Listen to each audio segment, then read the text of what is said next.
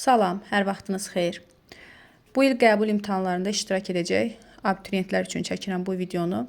Deməli uşaqlar 11-ci sinifin kitabında seleksiya bölməsində süni seçmə mövzusunda olan bir məqamı sizin diqqətinizə çatdırmaq istəyirəm. Ola bilər ki, qəbulda bu bizim qarşımıza çıxsın. Deməli bunu A4 vərəqində mən sizin üçün yazmışam. Burada deməli sonda Orlov löhrəm at cinsi alınır Rusiyada. Bu Orlov löhrəm at cinsinin alınmasında istifadə olunan, seleksiyada istifadə olunan deməli at cinslərini sizin üçün çəkmişəm. Sxemdə diqqətlə baxın və izah verəcəm.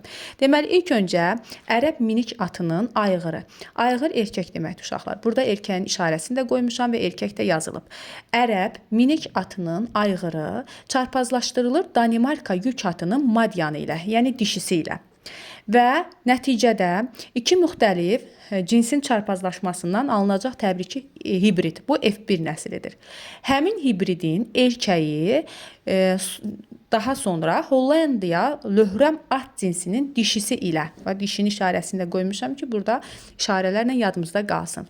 Deməli, F1 nəslində alınan hibrid biz nəyə deyirik? İki müxtəlif növün, müxtəlif cinsin çarpazlaşması nəticəsində alınan fərqlərə deyirik. Deməli, hibridin erkəyi Hollandiya löhrəm at cinsinin dişisi ilə çarpazlaşdırılır və müəyyən istiqamətdə seçmə aparıldıqdan sonra Orlov löhrəm at cinsi alınır Rusiyada. Buna diqqət etməyinizi istəyirəm. Ola bilsin ki, qəbulda bu sizin qarşınıza sxem şəklində çıxsın və sual işarəsi ilə işarələnmiş hissələri siz tapasınız.